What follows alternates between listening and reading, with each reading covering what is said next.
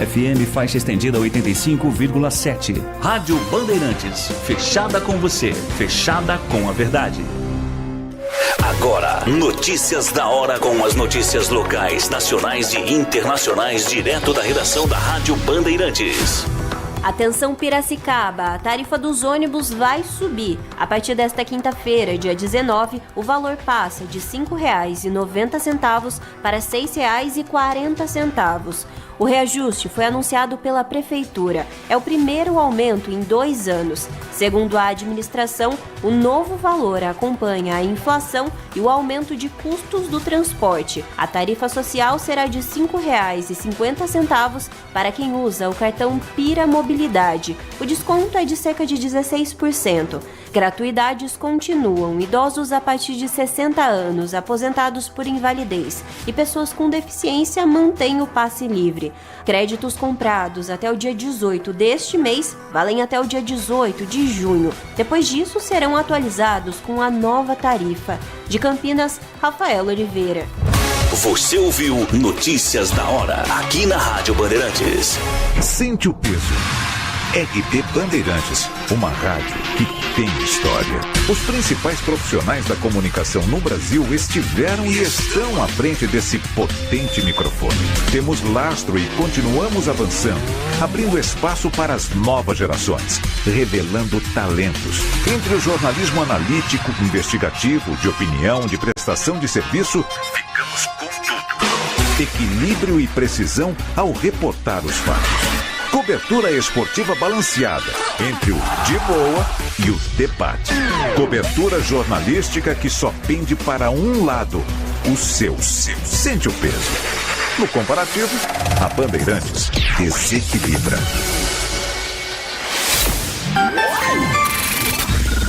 Manhã Bandeirantes. Oferecimento Recap, Sindicato dos Postos de Combustíveis de Campinas e Região. Acesse recap.org.br.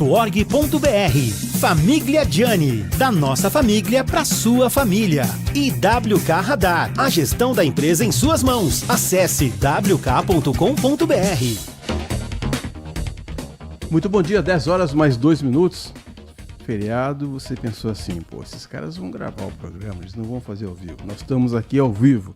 Embora o Heitor Fredo, titular desse programa, com a Nath Luquezzi, o Heitor Fredo e a sua querida Júlia estejam de férias em Miami, na segunda-feira ele vai estar aqui para conduzir o Manhã Bandeirantes, mas eu estou aqui com a Nath Luquezzi e nós vamos aqui na companhia do Danilo Capucci, do Leandro Lopes, que fazem parte do timão do Gil Kleber, com a gerência de jornalismo do Walter Senna e a direção geral de Rodolfo Neves. Nós vamos aqui até às 11h30 da manhã, falando das principais notícias de Campinas, da região, falando do feriado, falando das estradas, para que você nos faça companhia até às 11h30 da manhã. E você já sabe, se você quiser participar conosco do nosso programa, nos ajudar a fazer um programa, mande para cá a sua mensagem curta, tá bom? Mande mensagem de texto para o 971021493, 971021493, e nós vamos colocar aqui, nós vamos ler a sua participação.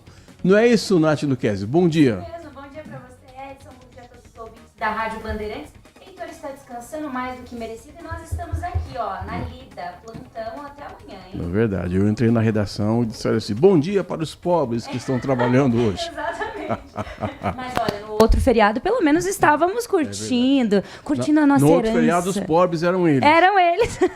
Hoje também nós vamos falar sobre educação financeira, como é que você pode fazer para cuidar melhor do seu rico dinheirinho. Nós vamos entrevistar também a doutora Sara Monte Alegre, que é a clínica geral. O outono está começando, a Nath Luquezzi daqui a pouco vai falar da previsão do tempo também. E como hoje é um feriado religioso, nós vamos entrevistar também o pastor Carlos Eduardo Aranha Neto. A gente vai falar um pouco sobre o Corpus Christi, quais são os feriados importantes, qual é o calendário litúrgico para as várias religiões. Esses são os assuntos de hoje no nosso Manhã Bandeirantes. Aliás, eu quero convidar você para assistir também o Band Cidade, que começa às 6:50 na TV Bandeirantes, porque hoje também é o Dia Nacional do Luto, e nós vamos fazer uma reportagem especial. Interessante. Para saber como é que as pessoas lidam com o luto, né? O luto dura quanto tempo? Dura a vida inteira, dura alguns meses, dura alguns anos. Como é que você faz quando você olha a foto de alguém querido que partiu? Como é que tabu, você... né? Um tabu. Como é que você faz? O que se faz com as roupas da pessoa querida que morreu, né? Nós vamos tratar desse assunto a partir das 10:07 no Band Cidade. Nós vamos começar falando de quê, Nath? Vamos começar falando do tempo, então? Para o pessoal já se preparar. Quem tá pegando estrada agora. Será que o finalzão de semana, será que esse feriado promete chuva ou não? Ou vai ser aquele feriadão para você curtir? Bom, feriado de quinta-feira, hoje, no caso, será marcado por céu claro, temperaturas elevadas. Essa condição deve se estender até o final de semana, até sexta-feira. Porque sábado e domingo chega uma frente fria pelo litoral do país. Essa frente fria não promete derrubar as temperaturas e nem grandes chances de chuva. Pode chover, mas isoladamente. Não vai ser algo que vai atrapalhar aí o seu final de semana, o seu feriadão.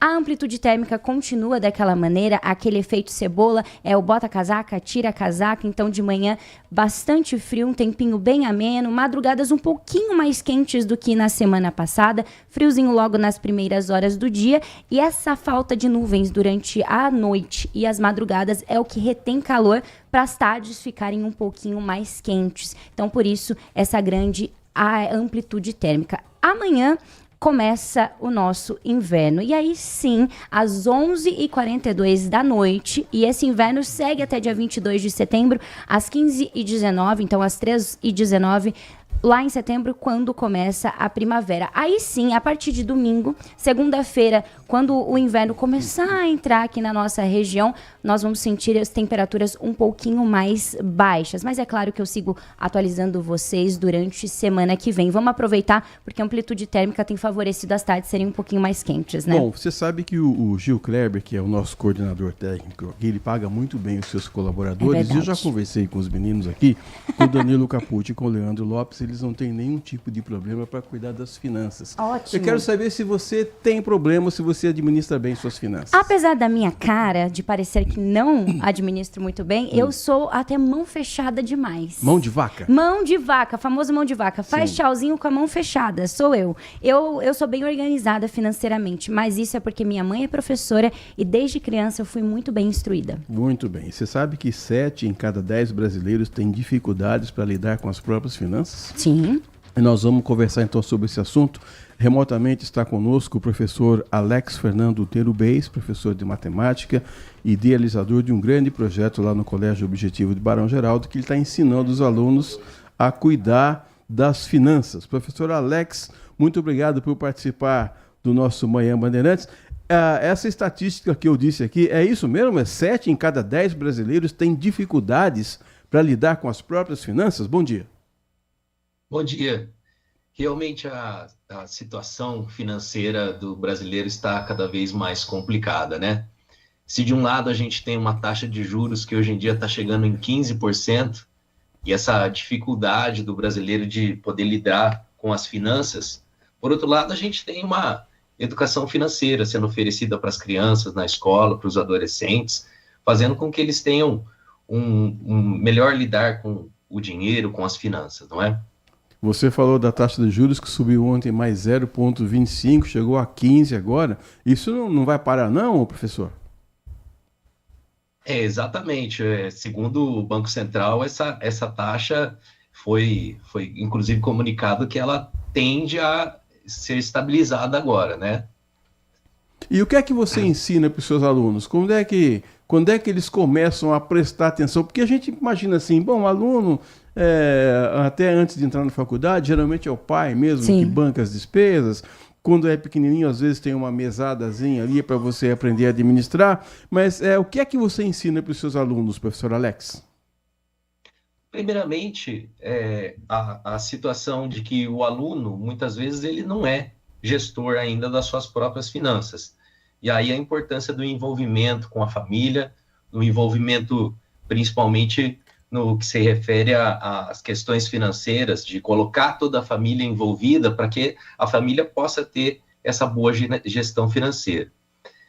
Nas escolas, o que é ensinado? Questões como desperdício, questões como juros, que nós mencionamos, né, aí, né, a importância disso, cartão de crédito também é uma outra situação bastante importante, e o consumo consciente no geral. Eu estou aqui com a Nath Luquezzi, está nos ajudando aqui no programa hoje. Na verdade, ela é titular do programa. Eu que estou ajudando a Nath hoje, a Nath Luquezzi. E ela estava dizendo aqui antes de chamar você para a entrevista, professor, que ela é aquela mão de vaca, sabe? Que é porque a família orientou, ela faz tudo direitinho. Conta um pouco aí, Nath. Fala pro professor o que é que você faz. Dá uma dica para ajudar o professor Alex nas aulas dele. Pois é, bom dia, professor. Eu acho que a educação é a base. E o que o professor está fazendo é de grande importância, porque a gente sabe que na vida adulta as contas chegam e nós não estamos preparados. Professor, uma questão eu acho que por que as pessoas acabam gastando demais, acabam se desestabilizando financeiramente, é porque quando a gente é criança não é falado, não é conversado. Por que existe esse tabu tão grande das famílias conversarem com as crianças sobre dinheiro? Eu acredito, hoje em dia, numa mudança, né, na dinâmica familiar. As famílias estão cada vez mais envolvidas com questões como consumo, elas estão mais presentes no que se refere ao consumo, e daí a importância, né, da identificação de comportamentos que envolvem desejo ou necessidade.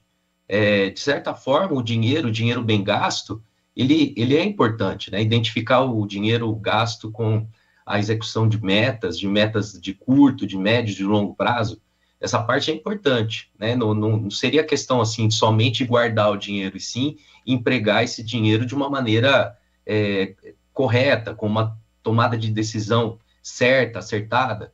Então, sobre esses assuntos que a gente conversa, né? E a questão do consumo também envolve muito mais do que a gestão financeira em si, do que o endividamento em si, e sim como toda uma cadeia produtiva que acaba gerando pelo consumo a poluição, o excesso de lixo, a contaminação dos rios.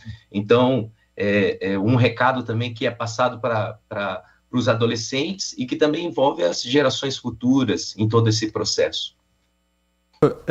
A gente está conversando aqui com o professor Alex Fernando Derubês, que ele é professor de matemática. Professor, a partir de que idade, então, você entende que os alunos podem começar a entender essa ideia de planejar aí o futuro? Eu acredito, antes de mais nada, que quanto mais cedo isso possa ser feito, melhor, né? Eu trabalho com os adolescentes a partir do 6º ano, e a partir do 6º ano a gente já começa a trabalhar com eles, é claro, com conceitos mais simples, que vão envolvendo desde o consumo em si, né? Esse envolvimento, esse entendimento de que as finanças seja algo fundamental no exercício da plena cidadania. Professor, eu acho que hoje é um pouco até mais difícil de lidar com a questão financeira, porque a gente é impactado com publicidade o tempo inteiro. E para os jovens, adolescentes e crianças que rolam ali as telas do celular, é toda hora uma publicidade diferente, é uma vontade de estar, de pertencer, que eu acho que é isso que o consumo traz. Como que você passa isso para os seus alunos? Qual que é a dica também para os pais, os responsáveis que estão ouvindo, para de fato não gastar dinheiro à toa, se planejar? É algo que você quer consumir, é algo que você precisa? Como que esse pai, esse responsável, ele pode instruir essa criança, esse adolescente? Eu acho que realmente essa é a questão, o envolvimento, o trabalho junto com a família. Na escola, o aluno ele tem lá o seu aprendizado das questões matemáticas, dos conceitos que envolvem, né, juros, que envolvem o consumo, que envolvem o desperdício, que envolvem porcentagem e outras questões, mas o envolvimento com a família nesse momento é fundamental para que eles dialoguem dentro das suas casas, para que eles dialoguem dentro da sua família e possam montar esse orçamento em conjunto, fazendo com que as metas de uma família, eles entendam que existem as metas da família e que alguns desperdícios, eles fazem com que as pessoas se afastem das suas metas. Então, o dinheiro, quando ele é bem empregado, quando ele é bem gasto, faz com que evite desperdícios, evite o consumo exagerado. Eu estou recebendo aqui uma mensagem que foi enviada aqui para a gente, para o nosso programa, pelo WhatsApp, do Nelson Eugênio. Ele compartilha aqui um pensamento dizendo que constantemente alguns pais dizem que estão cansados e perdendo o controle. Disciplina, discipulado, correção são passos importantes para não se arrepender no futuro. Eduque seus filhos para que o mundo lá fora não os eduque. Nessa linha, professor, Ontem, no programa Band Entrevista, eu e a Laís Peçanha, nós entrevistamos a Shaula Vizelli, aqui em Campinas, e a Shaula Vizelli é a coordenadora do programa de imunização aqui de Campinas, falando sobre vacinas. E ela disse assim, olha, embora a vacina contra a poliomielite não seja mais em gotas, o Zé Gotinha, ele participa da campanha por causa do estímulo, o estímulo antigo, já estímulo visual. Você acha que os pais podem estimular visualmente, dando o exemplo, a história do cofrinho mesmo, que a gente ensina a criança a guardar um dinheiro, você acha que esse é um caminho, professor?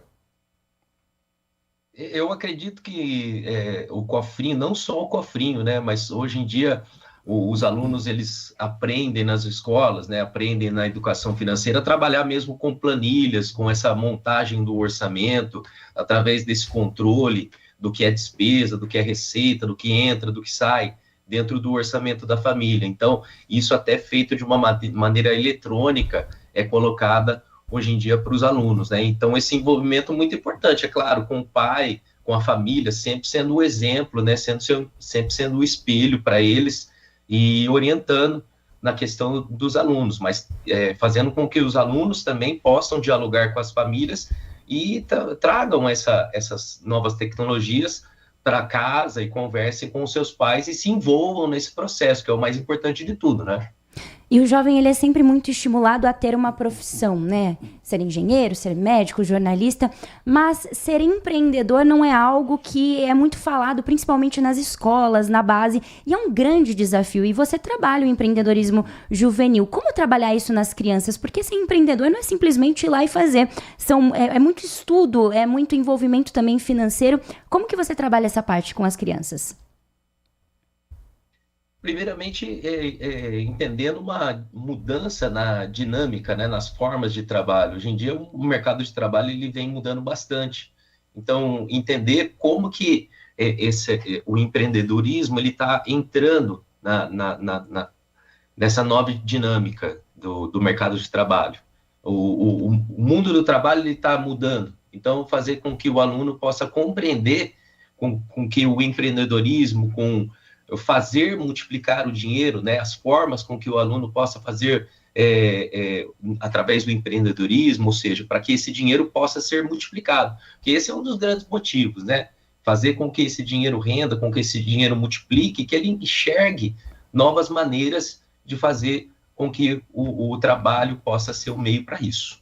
Professor, o Adriano Vermelho, que é nosso ouvinte fiel, está dizendo assim, olá Edson e Nath, professor, não seria interessante se houvesse um encaixe, por exemplo, da matemática financeira no currículo escolar?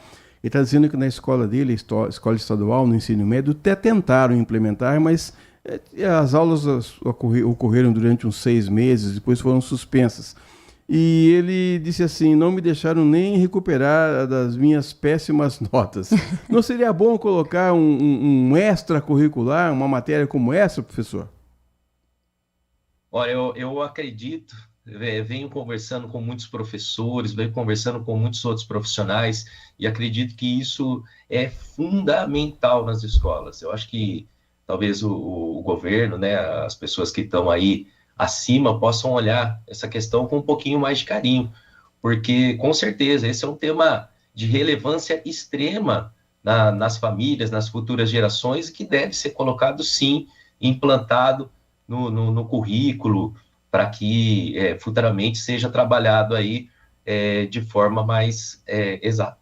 Eu acho que é até mais interessante você aprender uma matéria quando ela tem um fim. Você vê que as crianças elas ficam mais interessadas. Você já teve algum feedback de algum pai, de alguma criança nesse período aí do projeto? Com certeza, eles participam muito da aula, né? Claro, por ser temas que estão envolvidos bastante no dia a dia deles, né? A relação de consumo estar envolvida muitos, e cada vez mais, como eu falei, os adolescentes participando da vida financeira da família.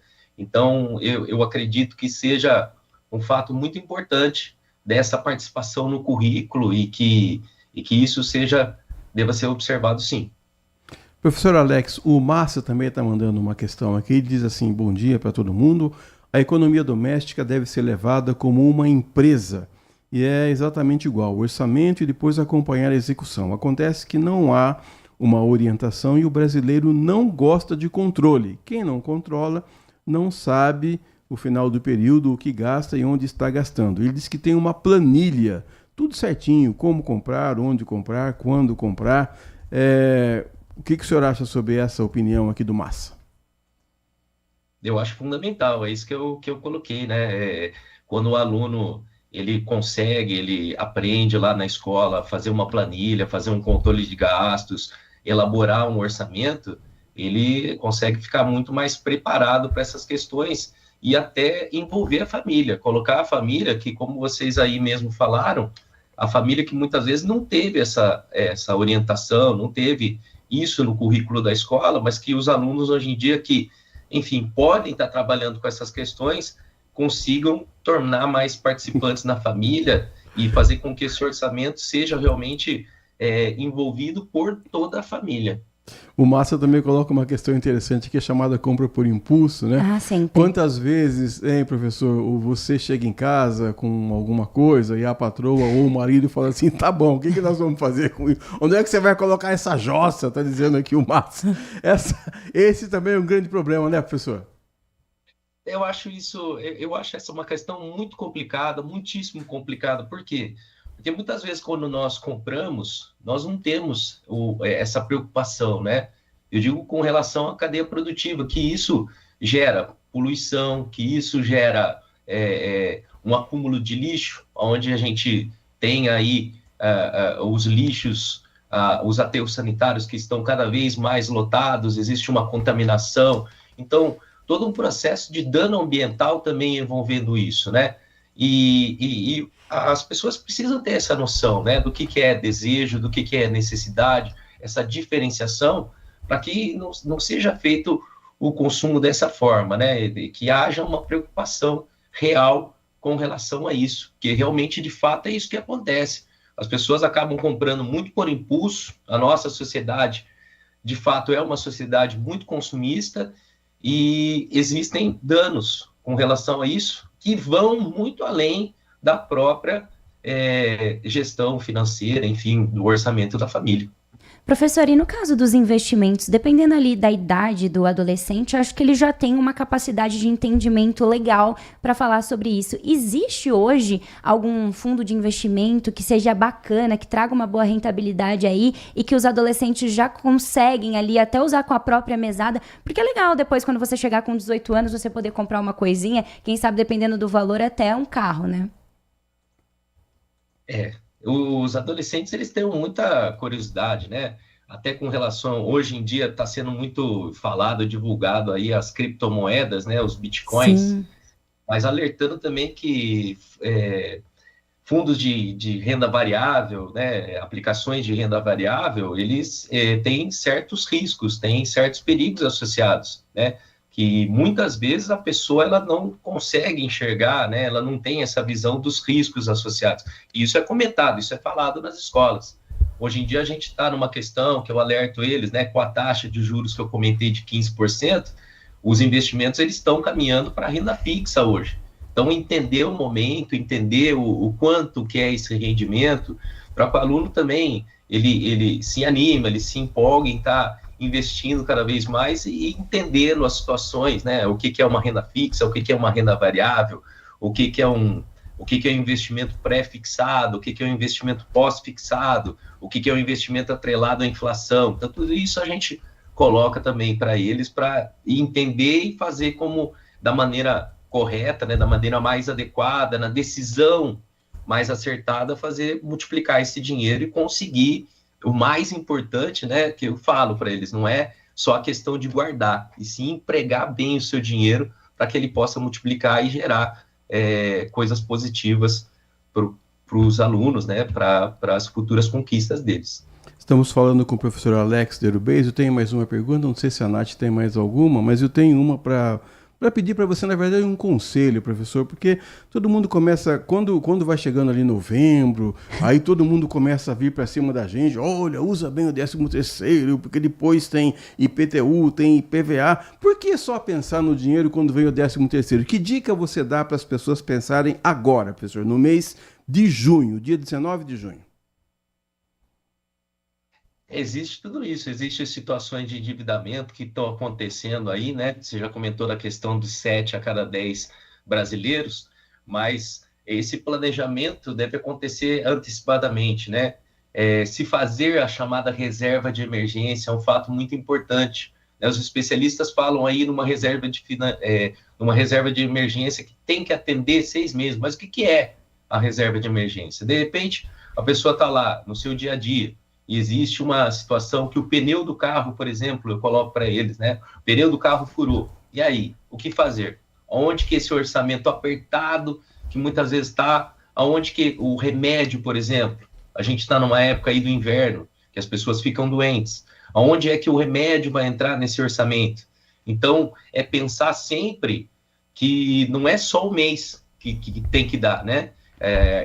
Tem que existir esse planejamento financeiro para que situações adversas que acontecem possam ser também atendidas, fazendo com que a pessoa não entre nesse endividamento que foi comentado, que muitas vezes acontece por causa disso, porque a pessoa não tem esse planejamento, ela não tem essa precaução com relação a esses problemas que podem acontecer.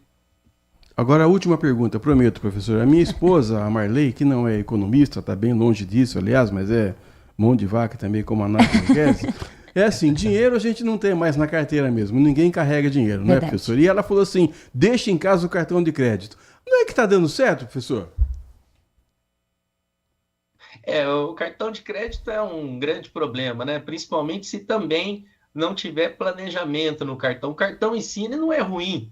O cartão de crédito ele é ruim quando é um cartão que não é planejado, é um cartão que não tem um pagamento feito na data correta, que não atende às necessidades da pessoa naquele mês, que não observa aquelas condições adversas, como eu coloquei, que não tem a reserva de emergência associada, que aí você vai estourar o cartão, que aí você vai ter que entrar na situação que pega os juros mais altos. Então, tem todas essas questões envolvidas. Mas eu digo, o cartão não é ruim. É que nem o carro. O carro não é ruim. Ele provoca acidente, mas o carro em si é uma coisa muito boa. Então, o cartão ele não é ruim. O ruim é a gente não saber administrar, não saber planejar, não saber fazer uma reserva de emergência e tudo que envolve o cartão de crédito. Professor Alex Fernando Derubês, professor de matemática, muito obrigado por participar conosco aqui do Manhã Bandeirantes, 10 horas mais 28 minutos. Obrigado pelos conselhos, pelas dicas. Boa aula aí com os seus alunos. Hoje não, porque hoje é feriado, né? Mas quando retornarem às aulas, um bom feriado para você. Eu agradeço muito a vocês, né? E digo, né? Para todas as famílias, coloque mesmo o envolvimento. Acho que todos têm que estar envolvidos na gestão financeira, como eu coloquei, quando a família toda está envolvida, a gente tem, com certeza, bons frutos, uma boa gestão financeira e um mundo também mais sustentável, um mundo com menos poluição, um mundo com menos situações adversas dessas que eu falei. Tá bom? Obrigado. Muito obrigado ao professor Alex Fernando Derubês, obrigado também ao Kevin Veloso, que propiciou essa grande entrevista para nós. 10 horas e 28 minutos, vamos a um rápido intervalo, daqui a pouco a gente volta. Este é o Manhã Bandeirantes, até já. Manhã Bandeirantes. Agora, notícias da hora com as notícias locais, nacionais e internacionais, direto da redação da Rádio Bandeirantes. Atenção Piracicaba, a tarifa dos ônibus vai subir. A partir desta quinta-feira, dia 19, o valor passa de R$ 5,90 para R$ 6,40. O reajuste foi anunciado pela Prefeitura. É o primeiro aumento em 2 anos. Segundo a administração, o novo valor acompanha a inflação e o aumento de custos do transporte. A tarifa social será de R$ 5,50 para quem usa o cartão Pira Mobilidade. O desconto é de cerca de 16%. Gratuidades continuam. Idosos a partir de 60 anos, aposentados por invalidez e pessoas com deficiência mantêm o passe livre. Créditos comprados até o dia 18 deste mês valem até o dia 18 de junho. Depois disso, serão atualizados com a nova tarifa. De Campinas, Rafael Oliveira. Você ouviu Notícias da Hora, aqui na Rádio Bandeirantes. Apreciar um bom vinho não é em qualquer lugar que você encontra. No Famiglia Giani, todas as quintas-feiras, das 19 às 23 horas, você ouve o melhor do jazz. Sem cobrar cover artístico, você pode harmonizar um bom vinho, bons pratos com uma boa música. Tudo isso é entregue em um ambiente acolhedor e muito charmoso. Famiglia Giani, da nossa família para a sua família. Consumidor, muitas vezes, a qualidade do combustível que você coloca no tanque do seu veículo pode ser tão diferente quanto o preço que você paga por ele. Por isso, procure abastecer em postos de sua confiança e exija sempre o cupom fiscal. É seu direito e a sua garantia. Recap, Sindicato dos Postos de Combustíveis de Campinas e Região. Acesse recap.org.br. Todos os domingos, a partir das 7 horas da manhã, a Rádio Bandeirantes transmite a Santa Missa direto da Paróquia Santa Rita de Cássia, situada na Avenida Jesuíno Marcondes Machado, 670, na Nova Campinas. Participe das celebrações ou acompanhe pelo rádio. Foco em você. É você que nos faz produzir o melhor conteúdo todos os dias. Você, nossa audiência qualificada. Nossa relação com você vem de longe. Ano a ano, a Rádio Bandeirantes é parte da vida de milhares de ouvintes. Várias gerações que escolheram encontrar a informação aqui e continuam decididas. Mais que um hábito de pai para filho, uma história de confiança baseada em valores solidários. É o que somos. Rádio da Família. Valorizamos o direito, o cuidado, a diversidade. Somos e queremos ser relevantes no seu dia. Estamos e buscamos sempre estar presentes onde te interessa. Sempre inquietos e nunca desanimamos. Com responsabilidade e usando toda a tecnologia disponível, trabalhamos para fazer a Bandeirantes diariamente necessária, abrangente, essencial. Somos a Rádio Bandeirantes. Manhã Bandeirantes. 10 horas e 32 minutos, voltamos com o nosso Manhã Bandeirantes. O Heitor Fredo está em Miami, como eu falei, com sua querida Júlia, mas ele tem aqui uma mensagem importante pra gente e você não pode deixar de ouvir. Vai, Heitor. Muito obrigado a você que acompanha o nosso Manhã Bandeirantes. Eu tenho um recado agora para quem está conosco pelo FM 85.7, para quem está na nossa audiência pelas plataformas digitais. Para quem está, por exemplo, trabalhando, organizando as suas coisas e de ouvido ligado na programação da Rádio Bandeirantes. Primeiro quero fazer uma pergunta para você. Você sabe o que é um ERP e como funciona? ERP é a sigla para Enterprise Resource Planning, ou, no nosso bom e velho português, o Sistema de Planejamento de Recursos Empresariais. O ERP funciona como um sistema central que integra diferentes áreas da empresa, como vendas, estoques, financeiro, compras e atendimento, tudo em um só lugar. Então, em vez de usar a planilha separada, sistema que não conversa com outro sistema, o ERP organiza todas as informações em tempo real, ajudando os gestores a tomar decisões mais rápidas e seguras. E é aí que eu quero trazer para você algumas histórias de quem está modernizando a sua empresa com o trabalho da WK Radar. Você ainda acredita que um ERP, um sistema de gestão, vai cuidar só do financeiro da sua empresa? O Ricardo, que é CEO da Daiberger Indústria de Fragrâncias, também pensava assim. Só que a empresa começou a crescer, os processos começaram a ficar mais complexos e a operação já não cabia mais nas planilhas.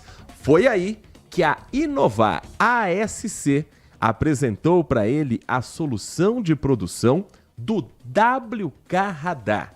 Hoje, o WK Radar acompanha toda a operação, desde a chegada dos pedidos, o desenvolvimento dos produtos, até a avaliação dos clientes. E, claro, do financeiro também. Tudo amarradinho em um só lugar. WK Radar, o ERP, que não é qualquer ERP, acompanha a operação da sua indústria de ponta a ponta. Você pode acessar agora mesmo a página wk.com.br. wk.com.br. Com o WK Radar, você tem a automação e integração dos processos da sua empresa. Coloque tudo em ordem com o WK Radar. E uma dica importante, aqui na região de Campinas, você também pode procurar a Inovar ASC para ter o WK Radar em sua empresa. Anote o número que eu vou te passar, vai ficar ainda mais fácil para o dia a dia do seu negócio. 19 3291 9650. 3291 9650. WK Radar é a gestão da sua empresa em suas mãos. Rádio Bandeirantes. 36, já anotei tudo aqui. Bom, a Nath Luquezzi já disse aqui na previsão do tempo que o inverno está chegando. Sim, né? Inverno amanhã. Chegando amanhã. E o que nós resolvemos fazer então? Resolvemos convidar para a nossa entrevista agora a doutora Sara Montealegre, médica, trabalha com clínica geral.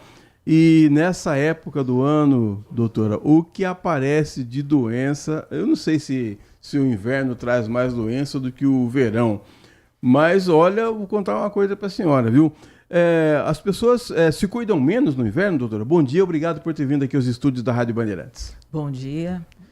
Não é que se cuidam menos, as pessoas muitas vezes não se preparam para o inverno.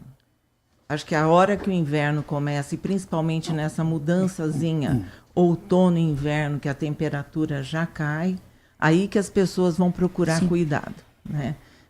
Roupas adequadas, vacinas, sendo que as vacinas, que são os melhores métodos, né, de prevenção, já estão à disposição desde meados de abril. Então, esse tipo de prevenção e de cuidado, muitas vezes as pessoas só vão acordar ou se ligar, né, para esse tipo de cuidado agora que esfriou realmente. E os famosos, eles fazem, às vezes, de vez em quando, boas ações para nós, réis mortais. A Virgínia Fonseca, ela relatou que o filho dela teve bronquiolite. Não só ela, como alguns famosos também relataram. E ele é uma doença que começa como um simples sintoma de resfriados e depois avança para uma bronquiolite. Quais que são os cuidados? Quando procurar um médico? Essa doença só afeta bebês? Não, essa doença afeta adultos também. Tem muito a ver com o sistema imunológico, geralmente é causada por vírus, e agora, ultimamente, a gente está tendo o vírus sincicial respiratório, que é um vírus extremamente agressivo e causador da bronquiolite também, e pode afetar tanto crianças, adultos e principalmente idosos. Os cuidados são com a alimentação, uma alimentação adequada, com uma boa hidratação, e os cuidados de não estar em ambientes muito fechados por muito tempo, pessoas que têm já problemas de saúde em lugares fechados, se vão permanecer por longo tempo, é aconselhável o uso de máscara, inclusive, para evitar essa infecção, principalmente pelo vírus. O que está me deixando preocupado, doutora Sara, é que eu já, não parece, mas eu já fui jovem, muito tempo atrás, né? Mas parece que a gente não ouvia falar tanto de epidemia. Agora, doutora, todo dia tem uma epidemia nova, e mesmo assim, a senhora falou das vacinas, tem gente que parece que não acredita na vacina. Tem uma ala aí que fala, olha, eles vão aplicar uma vacina, eu vou implantar um chip. Né?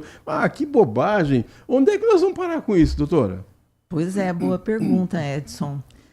Infelizmente, existem pessoas assim, que não acreditam, mas essa história de chip é balela, né? O que a gente vê muitas vezes com as vacinas, principalmente essas mais novas, né, é a técnica do RNA, que pode ter alguma complicação. Até hoje, rigorosamente provado, nós não temos ainda esse tipo de comprometimento. Mas antigamente, eu acho que os vírus estão aí, eles vão se reciclando, né, no ar, na natureza, e muitas vezes eles criam uma forcinha maior e começam a se multiplicar mais, e aí você tem as epidemias e pode até gerar uma pandemia, como a gente teve há 5 anos atrás. Por isso, por isso você tem que tomar vacina todo ano, que a vacina também o vírus vai se modernizando, mas a vacina também, né? Exatamente. A vacina da gripe, por exemplo, é uma vacina que é atualizada ano a ano. Então, dependendo do tipo de vírus mais frequente num ano, essa vacina é atualizada para o ano seguinte. É claro que a cada ano a gente tem vírus diferentes aparecendo, ou vírus que estavam mais quietinhos, né? E eles começam a crescer um pouco mais. Acho que hoje a gente tem muito mais informação e a velocidade da informação faz muita diferença. Acho que por conta disso a gente ouve mais, né? Epidemias, a pandemia como a gente teve, que foi extremamente terrível, né? Anunciada, e a gente viveu isso, mas os meios de comunicação favorecem muito a divulgação. E acho que seria uma maneira da gente utilizar, inclusive, para que a população se previna, né, com as vacinas na época certa. A disseminação hoje da informação é muito mais rápida. A gente tem também rede social. A cada segundo vem fake news, vem notícias que são corretas. E uma dúvida, acho que é bem latente, assim, principalmente para mim. Tomei a vacina da gripe. Posso tomar outros tipos de vacina? A gente sabe que agora tem o reforço da HPV, por exemplo. As mulheres que já são maiores de idade têm que tomar também. Eu posso combinar uma vacina com a outra ou é bom esperar? Algumas vacinas, elas podem ser tomadas no mesmo momento. Uma em cada braço ou em cada região do corpo. O combão já. Gripe e Covid, por exemplo. Dá para tomar no mesmo dia. Uma num braço e outra no outro braço. Tá? Agora, existem vacinas que a gente prefere um intervalo entre uma vacina e outra. 2 semanas, às vezes, 10 a 15 dias. Isso numa clínica de vacinação que tenha um infectologista, ele vai te orientar direitinho, posto de saúde, sempre tem um médico, pediatra ou clínico geral que, diante da carteira de vacinação do paciente, ele vai falar, olha, você vai tomar uma vacina hoje, porque depende do mecanismo de ação daquela vacina. E outra vacina volte daqui 1 semana para tomar, ou daqui a 15 dias para a segunda vacina. Na dúvida, sempre pergunta para um especialista. É o melhor. Toda vez, doutora, que aparece uma campanha de vacinação ou alguma programação da Secretaria de Saúde, existem sempre públicos-alvos, né? Crianças, grávidas, idosos. É só esse pessoal? Por que o foco é só nessa gente, doutora? Não, o foco é porque geralmente são as pessoas um pouco mais sensíveis para aquele tipo de doença, né? Por exemplo, hoje em dia a gente fala muito da vacina do herpes zoster. Um indivíduo jovem, com boa imunidade, com uma alimentação adequada, é mais difícil ter o herpes zoster. Agora, um idoso, em que a gente sabe os extremos de idade, né? Tanto crianças pequenas, até 2, 3, 4 anos, às vezes um pouquinho mais, e acima dos 60 anos, a gente já tem um declínio da imunidade. Na criança, a imunidade está se formando, né? E amadurecendo. Depois dos 7, 8 anos, a gente vê que a imunidade já está bem melhor nas crianças. E nos idosos, depois dos 60 anos, a gente tem um declínio. Então, são vítimas mais fáceis de algumas doenças. Por isso que elas são colocadas como público-alvo. Né? Estamos ouvindo hoje a doutora Sara Monte Alegre, que é médica, está nos dando umas dicas aqui de como ter uma saúde melhor.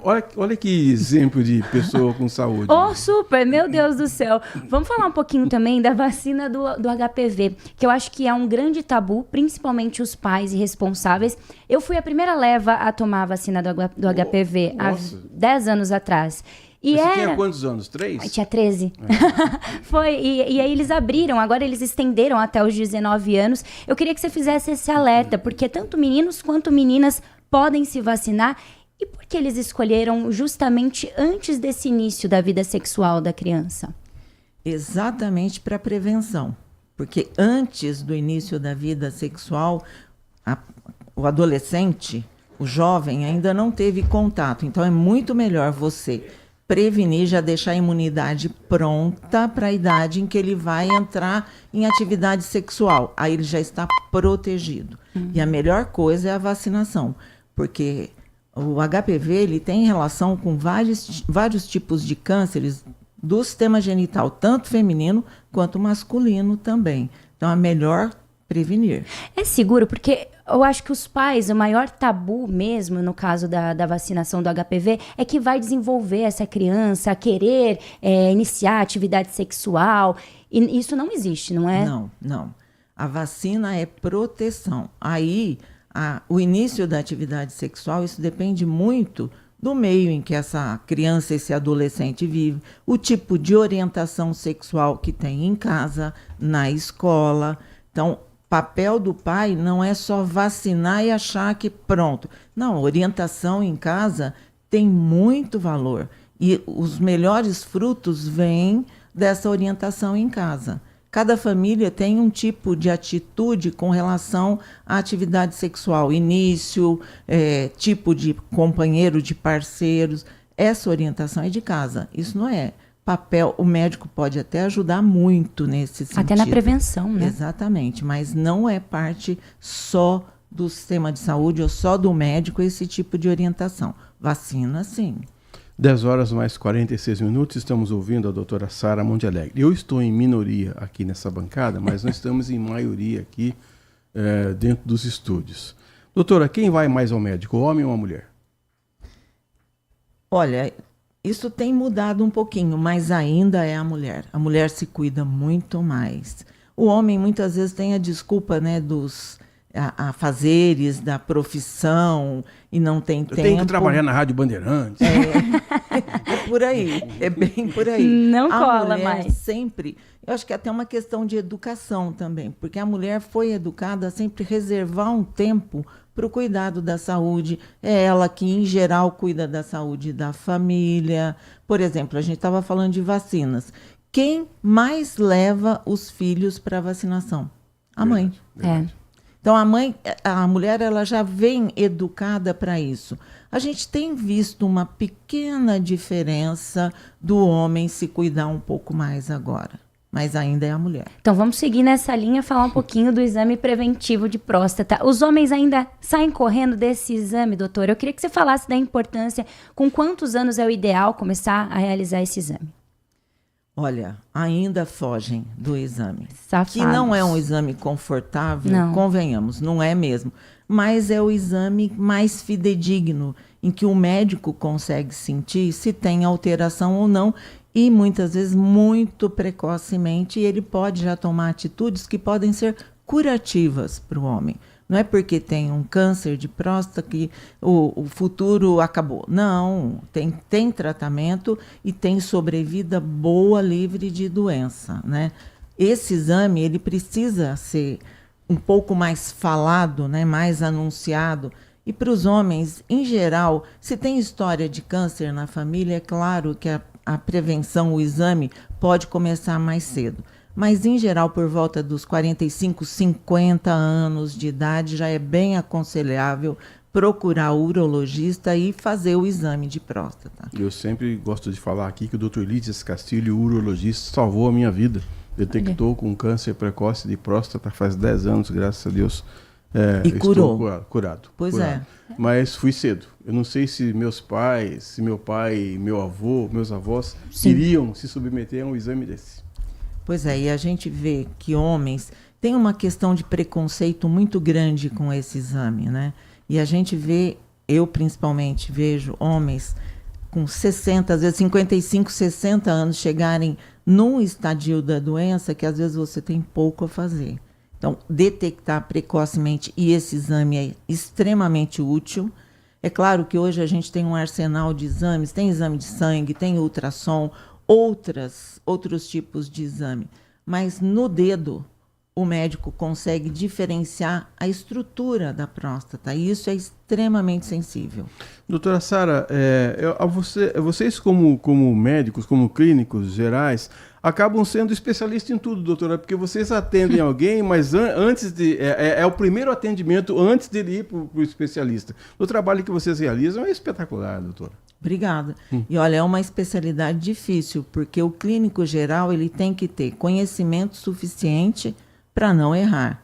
E principalmente para saber a hora certa em que o especialista entra no cuidado daquele paciente. Então, é um conhecimento vasto. Não é como a gente via antigamente, que o clínico geral, ou como a gente diz hoje, né, o internista, a clínica geral está relacionada à medicina interna, que mais ou menos são sinônimos, né?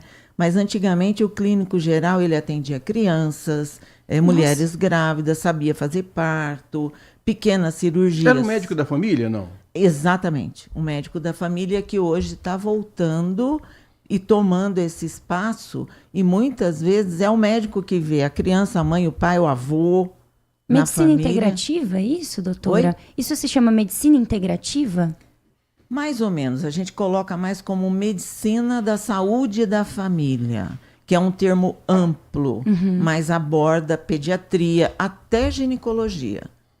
Cuidado do adulto, mulher não, grávida, homem, nas diferentes fases da vida, e consegue conduzir como um clínico geral, entre aspas. Sim. Né?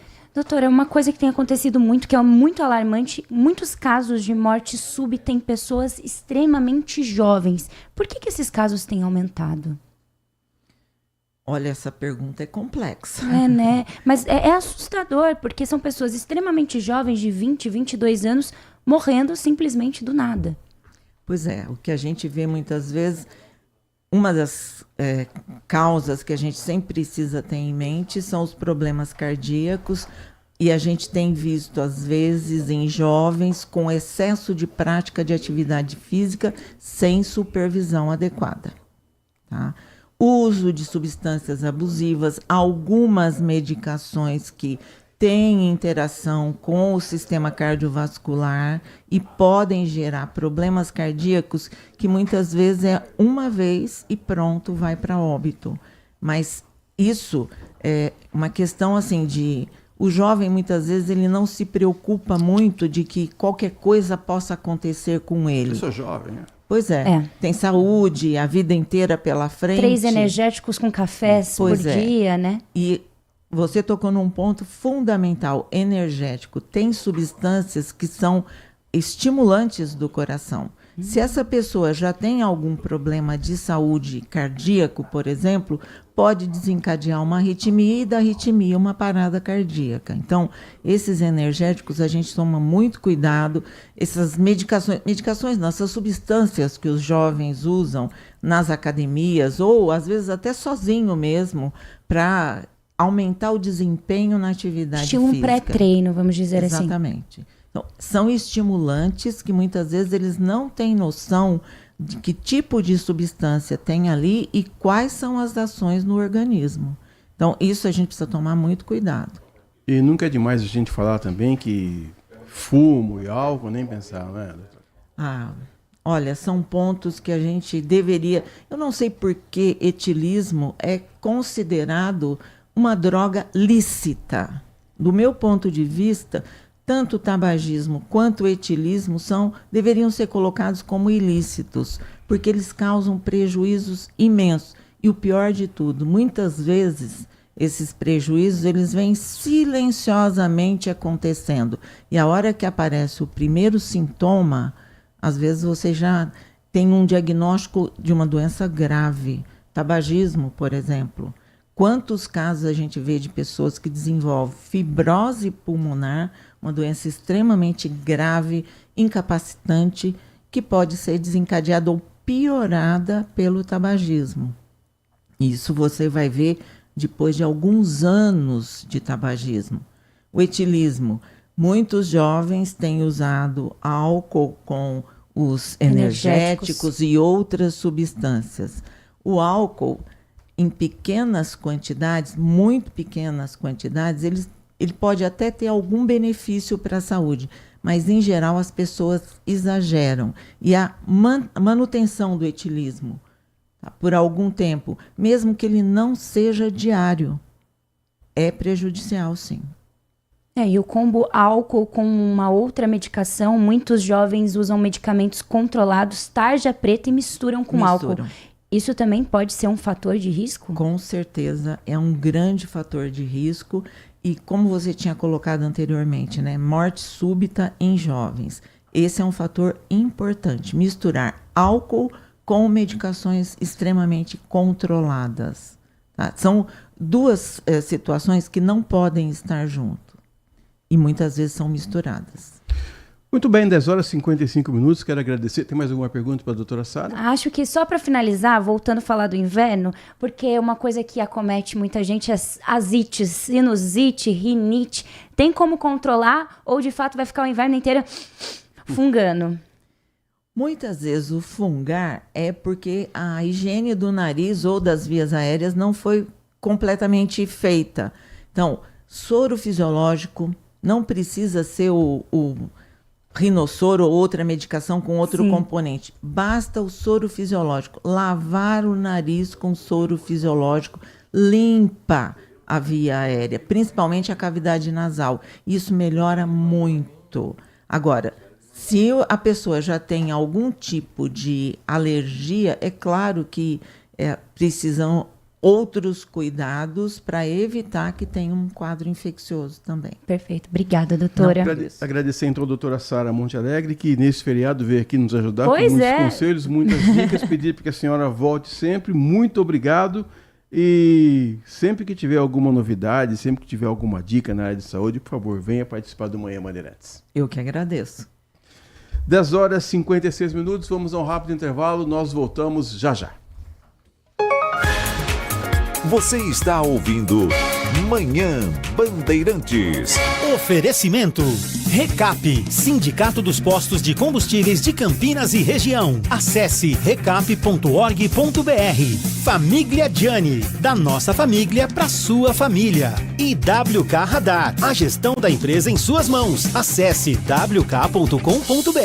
Agora, notícias da hora com as notícias locais, nacionais e internacionais, direto da redação da Rádio Bandeirantes. A Prefeitura de Valinhos anunciou um pacote de novidades na Secretaria de Mobilidade Urbana, que inclui a redução da tarifa do transporte público em R$1, de R$ 4,70 para R$ 3,70. A substituição de 10 ônibus para a renovação da frota, além de uma ampliação dos benefícios de gratuidade do serviço. O pacote foi aprovado na Câmara Municipal por unanimidade nesta terça-feira e passa a valer a partir de julho. Segundo a Prefeitura, a passagem será gratuita para todos os públicos aos domingos e feriados, e em todos os dias da semana para idosos de 60 a 64 anos, além de acompanhantes de pessoas com deficiência e de pessoas no transtorno do espectro autista. Além disso, os ônibus mais antigos serão substituídos por 10 novos ônibus 0 km. Ele inclui ainda ampliação dos horários e itinerários, painéis eletrônicos no terminal, com horários de chegada e saída em tempo real, GPS nos veículos permitindo acompanhamento dos ônibus em tempo real pelo aplicativo, Wi-Fi gratuito nos ônibus e no terminal, além de um sistema de reembarque gratuito, permitindo que o passageiro saia e volte à rodoviária em até 2 horas sem pagar outra passagem. De Campinas, Daniel Rosa.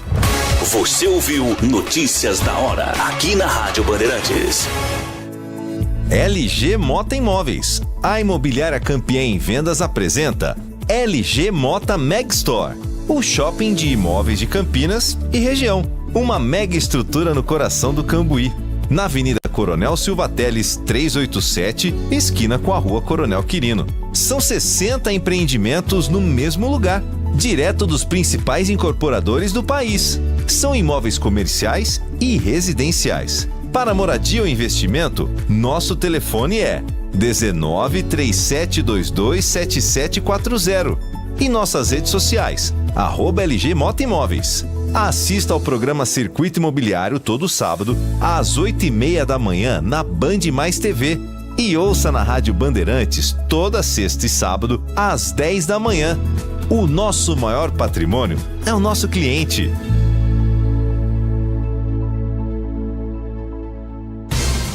Nossa área, a opinião dos nossos craques sobre tudo de Guarani e Ponte Preta e dos times da região. Carlos Henrique, a melhor e mais premiada equipe esportiva do interior paulista. De segunda a sexta, das 11h30 ao meio-dia. Siga e assista no nosso YouTube, Rádio Bandeirantes Campinas. Ouça no FM 85,7 e nos aplicativos de celular. Rádio Bandeirantes, fechada com você, fechada com a verdade. Manhã Bandeirantes. 10 horas e 59 minutos, voltamos com Manhã Bandeirantes. Agora na reta final do nosso programa, na última meia hora, nós vamos falar sobre... Nós estamos vivendo o feriado de Corpus Christi, né? Quero chamar a sua atenção, pedir para você não deixar de assistir o Band Cidade. Hoje também é o Dia Nacional do Luto e nós temos uma matéria especial para falar com as pessoas, saber como é que elas lidam com o luto, como é que é essa vivência, quanto tempo dura, se é mais rápido para uns, se não passa nunca para outros. No Band Cidade você vai ter uma reportagem especial e nós vamos falar sobre esse assunto. Mas hoje é um feriado de Corpus Christi e para falar um pouco sobre os feriados religiosos, sobre o calendário litúrgico do país, nós convidamos o pastor Carlos Eduardo Aranha Neto, pastor presbiteriano, que está aqui conosco, para dizer para a gente, feriado de Corpus Christi, no calendário cristão, que feriado que é esse, pastor? Bom dia. Bom dia para todos, para aqueles que podem aproveitar o feriado, descansem bastante, para aqueles que têm que trabalhar como vocês, que o dia termine logo. Muito obrigada. O nosso calendário ele tem diversas datas, que são datas religiosas, algumas delas acabam se tornando feriados facultativos, outras não.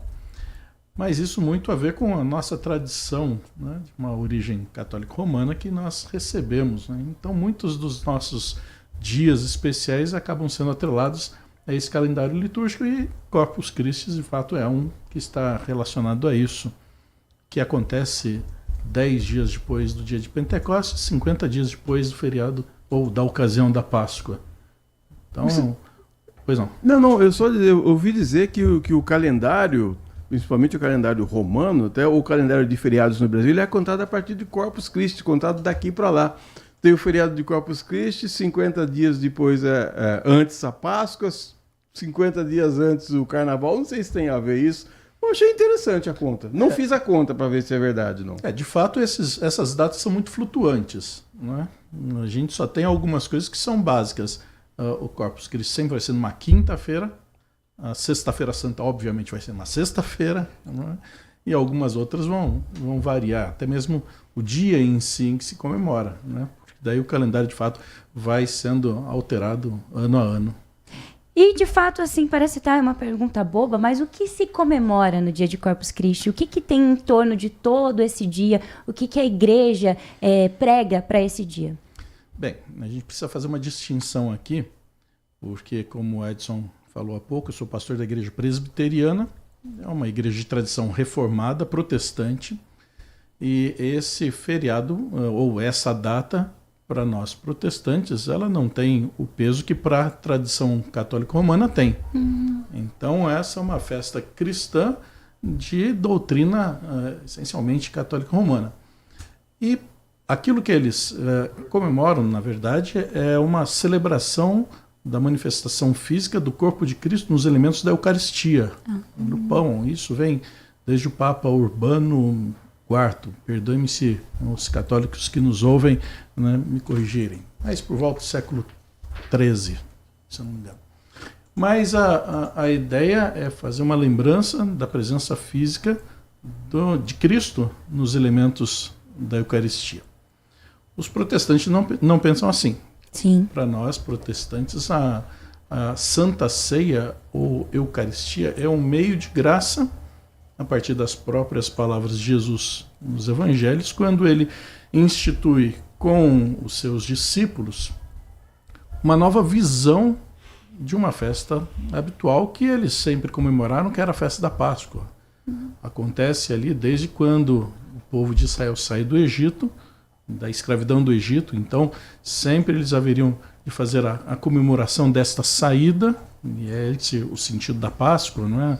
Libertação da escravidão, e naquela festa habitual, tradicional, anual, Jesus ali com os seus discípulos, ele reveste de um outro aspecto, não apenas a recordação da saída antiga, mas agora a libertação dos pecados, não é? E por causa do sangue de Cristo, todos aqueles que são lavados pelo sangue de Cristo são libertos dos seus pecados, não mais escravos do pecado. Então, essa é a outra maneira como Jesus fala aos seus discípulos numa festa que era tradicional e comum.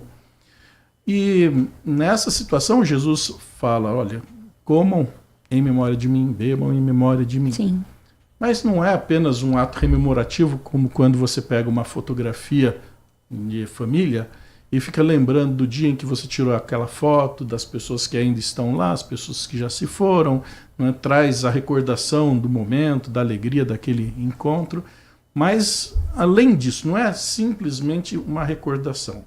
Nós chamamos como meio de graça porque, através da participação na Santa Ceia, ou na Eucaristia, nós vamos tratar assim, é uma forma mística de compreensão, é como se estivéssemos trazendo novamente a Cristo para dentro de nós. Aqueles que devem participar da Santa Ceia ou da Eucaristia, eles passam por cursos de preparação para receber o batismo, para compreender aquilo que vai ser feito. E quando, então, na leitura dos textos bíblicos acerca da Santa Ceia, uma menção é feita, o apóstolo São Paulo ele diz para que nós não estejamos incorrendo em juízo participando da Santa Ceia sem discernimento, sem compreensão daquilo que se faz. Sim. É como se você entrasse num clube e de repente quer se encher de bronzeador na beira da piscina, vem um funcionário e fala assim, você não pode fazer isso. Ah, por que eu não posso? Isso aqui é um país livre, eu quero fazer o que eu quiser. Não, não é assim. Você tem um código de regras e aqui se estabelece como é que você tem que se portar nesse lugar. Então, até mesmo participar da Santa Ceia, para quem não tem essa compreensão profunda, não foi instruído, participar daquilo que é um pedaço tão pequeno de pão, um cálice tão pequeno de vinho, não é? Assim, comer e beber tão pouco assim, mas aquilo se reveste de um simbolismo muito especial, muito importante.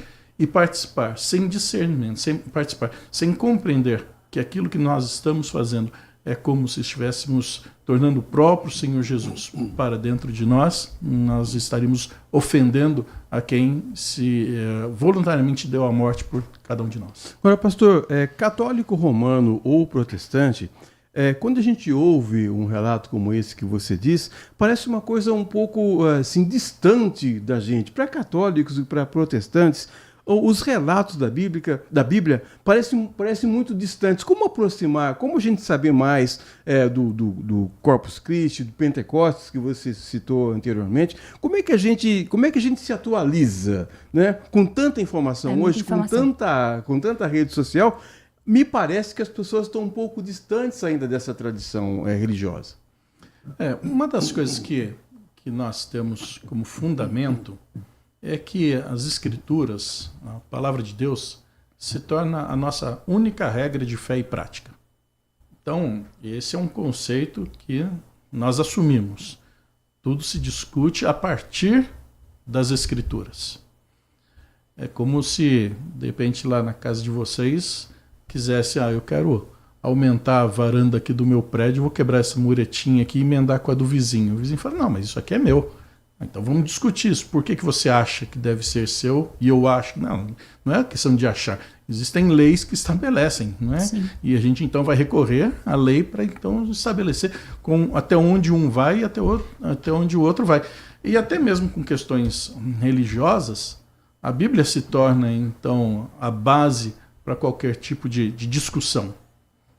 Então tem ocasiões em que as pessoas vão falar assim, mas eu acho que deve ser dessa forma, eu penso que deve ser assim, ou eu fui ensinado a entender dessa maneira. Falar, mas se Deus nos deixa a Bíblia, as Escrituras, para se tornar então a maneira de conhecer a sua vontade e os seus desígnios, é por ali que a gente vai então estabelecer o que é que de fato nós precisamos entender como fé. Os desdobramentos das mais variadas religiões, seitas, segmentos, doutrinas, talvez aconteçam por causa dos desvios que são tomados daquilo que então a palavra original foi esquecida para então acomodar algumas conveniências conforme aquilo que então é necessário para arregimentar mais pessoas ao seu redor. E partindo desse mesmo pressuposto, a gente vê que muitas religiões acabam tendo até guerras por conta de que não existe um respeito, não existe um limite. Nós vivemos num Brasil plural em questão de religião, nós temos religiões de matriz africana, nós temos os cristãos. Então, como encontrar esse equilíbrio? Como encontrar... Porque eu lembro que quando eu era criança, meu pai falava, discutir sobre futebol, religião e política a gente não discute. E aí eu acho que a gente criou essa trava de ninguém conseguir conversar com ninguém. Você acha que a discussão é válida, até quando é no caso de religião? Discussão com respeito. Eu acho que a palavra mais importante que você coloca aí não é nem discussão e nem religião, mas é respeito. A gente vive num tempo em que as pessoas vão se apoderando das palavras e trazendo para si como sendo as donas, né, do termo, e o outro que entenda da forma como eu devo entender. Uhum. Ou seja, às vezes você encontra assim, numa discussão familiar, né, o filho toma uma atitude e chega gritando lá com os pais, vocês têm que respeitar a minha decisão. Mas respeito é uma via de mão dupla. Eu preciso respeitar o outro, assim como o outro precisa me respeitar. Então, no momento em que eu fico exigindo que o outro me respeite, eu também devo me oferecer a respeitar aquilo que o outro pensa. Isso com educação, com civilidade, né? E talvez estas coisas estejam se perdendo. Porque bate na mesa para dizer, eu tenho que ser respeitado, eu quero ser respeitado. Tá bom, inverta a situação também, porque o outro pode pensar diferente. Até porque se a pessoa pensar diferente de você, você tira ela do grupo do WhatsApp. Né? É verdade. Nessas horas... É muito volátil, né? Você fica lamentando de não ser o administrador. Você queria tirar essa pessoa aqui do grupo, pessoa. eu não posso. Uhum. Então... Estamos conversando com o pastor Carlos Eduardo Aranha Neto, que é pastor presbiteriano, mas ele também é capelão da Polícia Militar aqui de Campinas. E esse, eu imagino que deva ser um trabalho, se bem que eu acho que a vida de pastor não é fácil, mas é um trabalho de capelania. Exige, assim, além de dedicação, do cuidado, um empenho muito grande, não é, pastor? Sim. Esse trabalho é voluntário, não é um trabalho concursado, remunerado, nada disso. É um trabalho voluntário junto a uma associação que tem essa preocupação de cuidar dos militares de uma forma geral, e a gente tem vários segmentos da vida militar, mas constantemente, né, eu estou lá com eles toda semana, ou com um grupo de policiais militares, ou com um grupo de bombeiros, né, e eu sempre insisto com eles do seguinte: há uma pessoa dentro daquela farda. Uniforme esconde todo mundo, né? Às vezes você convive com um funcionário da empresa, e ele está sempre uniformizado, você cruza com a pessoa na rua, você olha e fala assim, eu acho que eu conheço você de algum lugar. É verdade. E aquilo, né? O uniforme deixa todo mundo muito igual. E eu sempre digo para eles, por dentro da farda existe uma pessoa.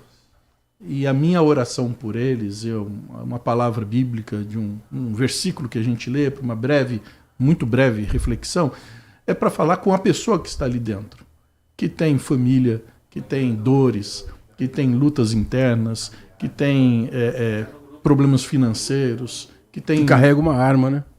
Que carrega uma arma.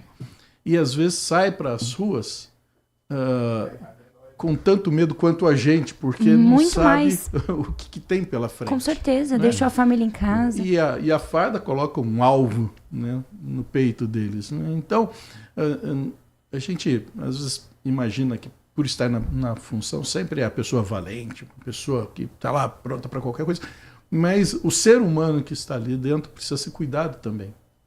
E infelizmente a gente fica sabendo de situações, né, problemas de saúde, problemas sérios, né, que a pessoa acaba tendo em decorrência do estresse da atividade. E assim como a gente tem uma preocupação, vocês estão aqui na rádio, de repente alguém não vem porque está doente, alguém liga lá, e aí, como é que você está? Melhorou? Não está?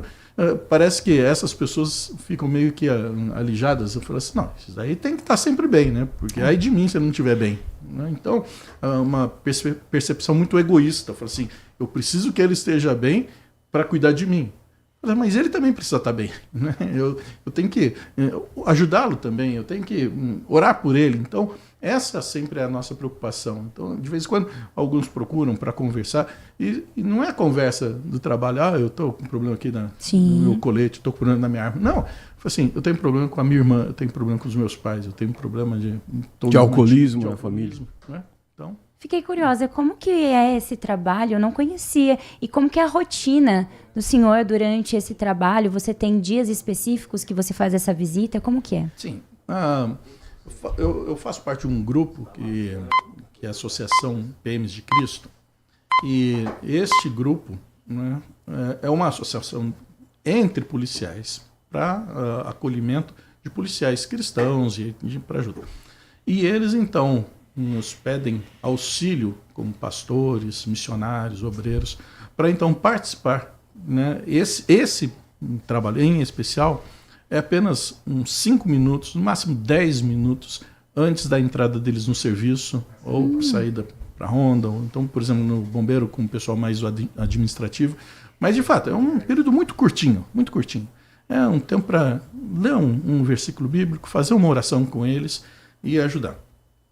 Como a gente sempre coloca ali à disposição, não é? Deixa lá telefone, contato, não é? Se alguém precisa, vem e pede. Então, semanalmente eu tenho estado com eles lá. Isso pelo menos há 10 anos eu já faço. Né?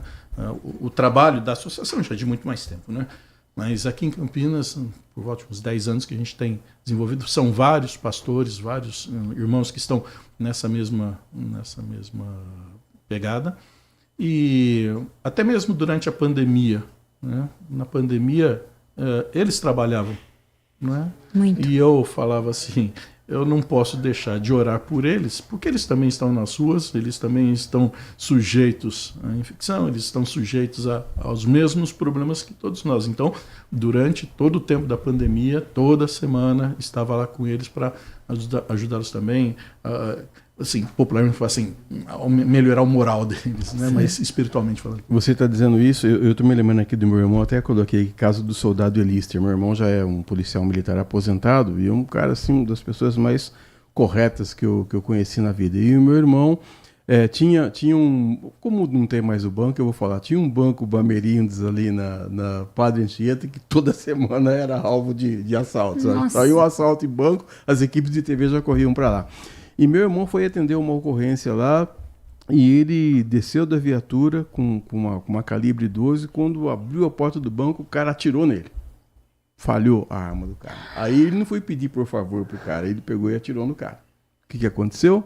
O cara morreu. O meu irmão quase foi preso por causa disso. Uhum. Ele foi responder a um inquérito, né? Tava numa ação, então ele falou assim, cara, e minha mãe era viva ainda, minha mãe ficou em desespero. Como é que um camarada, no exercício da função dele, o cara atira nele, ele atira no cara e vai receber um processo. Ele falou assim, olha, eu vou para São Paulo, vou ser julgado, não sei se eu volto, se eu vou ficar preso lá.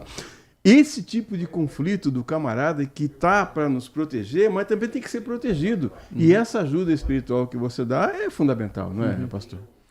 Muitas vezes a gente vai participar de ofício fúnebre de policiais que foram mortos no trabalho. Né?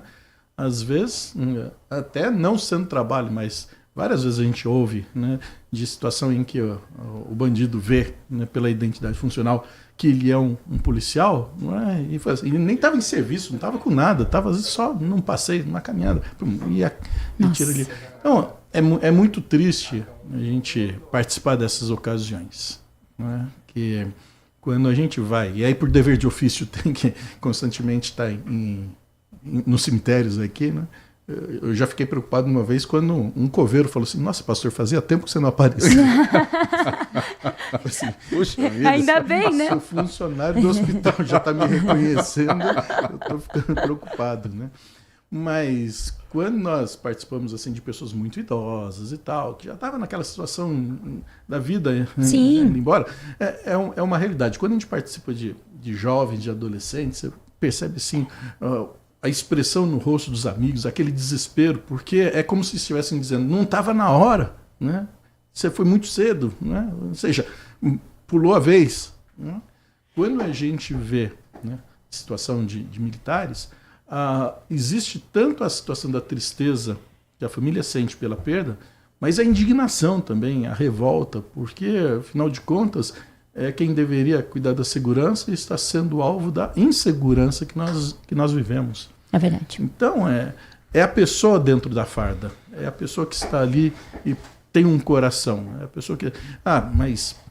E esses policiais que são corruptos? Em que lugar do mundo a gente encontra uma classe de profissionais que não se envolva com corrupção? No jornalismo tem? que vende notícia falsa por aí?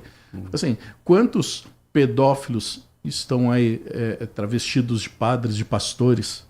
Não vou dizer que são padres e pastores que são pedófilos. Não, pedófilos que se fazem. Ou seja, quantas pessoas usam das suas funções e acabam manchando a imagem de todo um grupo.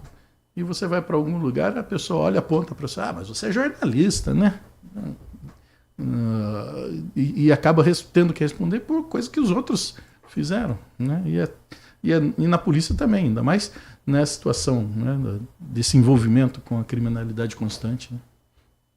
Para finalizar, eu queria entender como que é a sua cabeça sendo pastor e tendo que cuidar de outras pessoas, porque exatamente o que você estava falando dos militares, dos policiais, você também tem que estar, além da sua espiritualidade muito bem aceita dentro de você, a saúde mental tem que estar em dia, hein? E quem cuida de você? Quem que cuida de você? Deus. Deus. Isso constantemente é um assunto que volta para as nossas conversas comuns. Imagino. Né?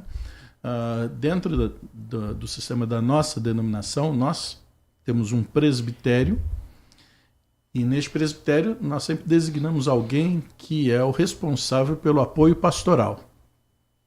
Então nós temos, a nível de presbitério, sobre o presbitério há um sínodo e há uma denominação, a Igreja Presbiteriana do Brasil.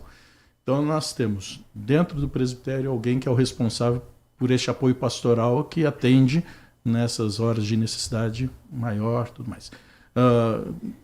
O sínodo é uma região que abrange vários presbitérios e há também um secretário de apoio pastoral. Dentro da denominação, que pega no país inteiro, há também alguém que está carregado disso. Então sempre tem alguém para ficar de olho, atento, não é? E recebe as informações quando alguém está numa situação de dificuldade. Quando não consegue sozinho, aí compartilha essa situação com outras pessoas também. Mas a formação pastoral, a nossa formação pastoral leva cerca de 7 anos para acontecer. Uau. Não é uma coisa que a pessoa chega na igreja e fala assim, quero ser pastor. Na igreja presbiteriana. Tem um seminário aqui em Campinas? Tem um seminário. Nós temos, no país, são 10 seminários nossos. O primeiro deles está aqui em Campinas, ali na Avenida Brasil, ao lado da Faculdade Mackenzie. Né? E quando a gente tem essa formação pastoral, né, tem algumas noções de psicologia, de sociologia. Né? Porque é muito peso em cima de vocês. Tanto do ponto de vista comum, quanto do ponto de vista da psicologia da religião, a sociologia da religião. Então, a formação é para, de fato, poder servir e atender as pessoas. Mas isso não nos credencia como psiquiatras, psicólogos, psicoterapeutas. Quem quer avançar um pouquinho mais nessa área tem que estudar um pouco mais também. Mas, ao mesmo tempo, nós temos companheiros, pastores, oficiais da medicina, né? Médicos que podem também atender e, quando há uma necessidade maior, eles vêm em ajuda. 11h23, última pergunta para o pastor Carlos Eduardo Aranha Neto, pastor presbiteriano, também capelão militar, da Polícia Militar. Uma última pergunta para você, saber se está todo mundo colocando a culpa na pandemia de Covid-19. Eu quero saber se a pandemia de Covid-19 afastou as pessoas da igreja, mas se as pessoas voltaram depois da pandemia. Olha, no nosso caso, não. Não ficar tão aberto, não o quê? Né?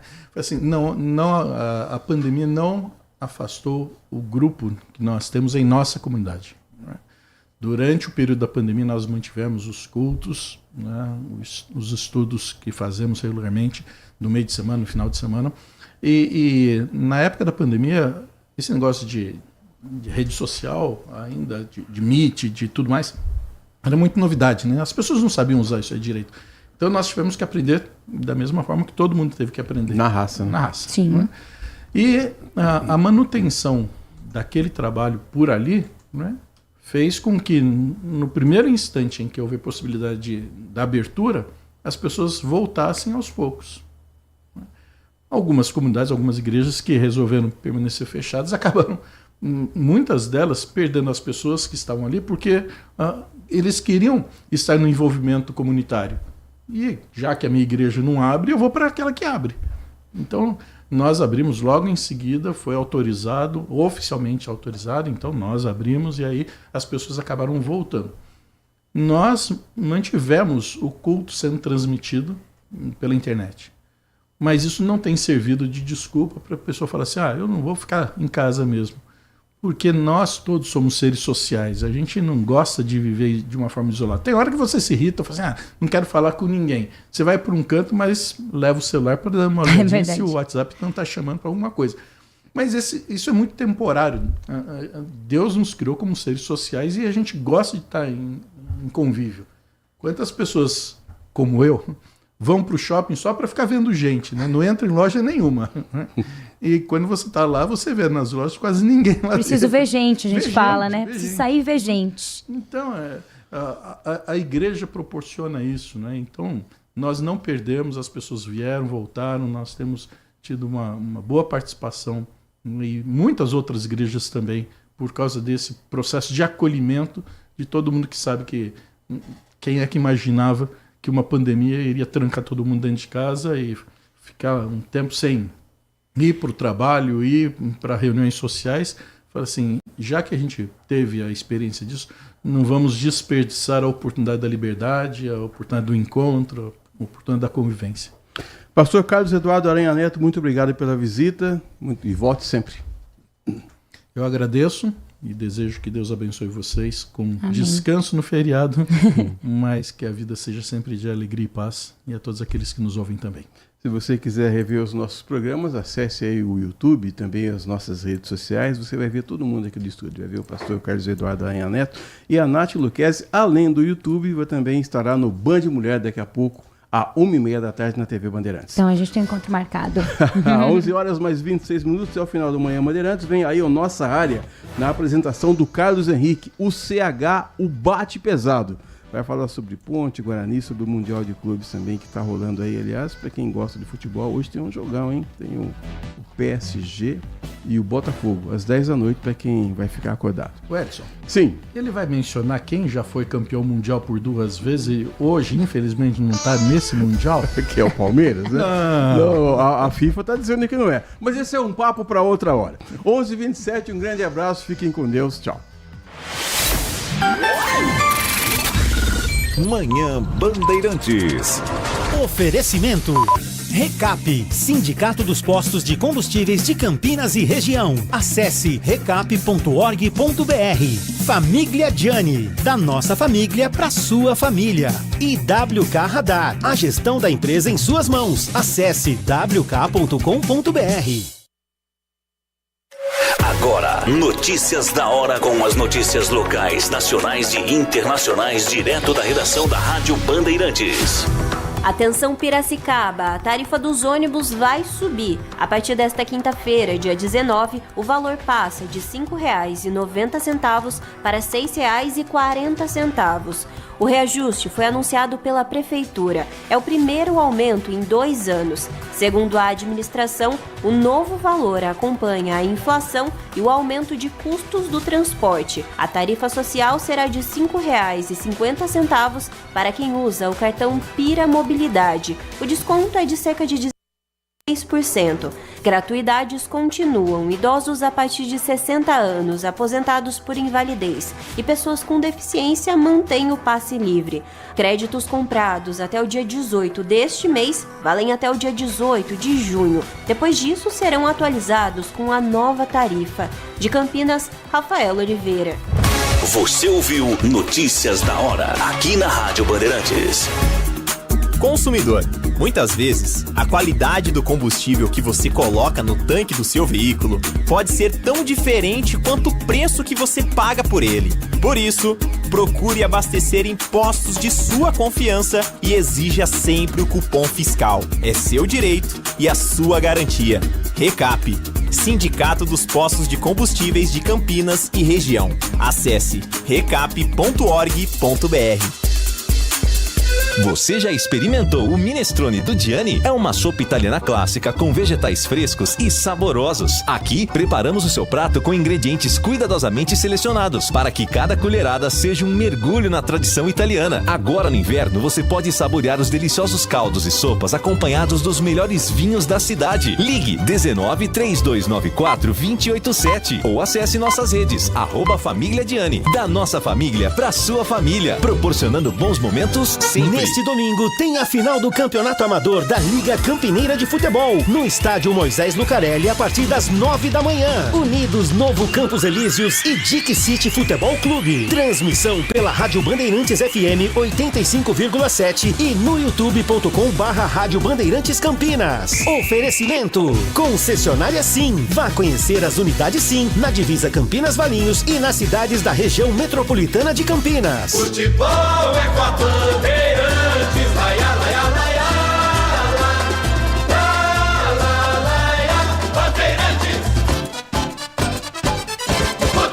Sente o peso. RP Bandeirantes, uma rádio que tem história. Os principais profissionais da comunicação no Brasil estiveram e estão à frente desse potente microfone. Temos lastro e continuamos avançando, abrindo espaço para as novas gerações, revelando talentos. Entre o jornalismo analítico, investigativo, de opinião, de prestação de serviço, ficamos com tudo. Equilíbrio e precisão ao reportar os fatos. Cobertura esportiva balanceada entre o de boa e o debate. Cobertura jornalística que só pende para um lado, o seu. Sente o peso. No comparativo, a Bandeirantes desequilibra. Você está na Rádio Bandeirantes, no seu rádio, no aplicativo Bandplay e também no YouTube.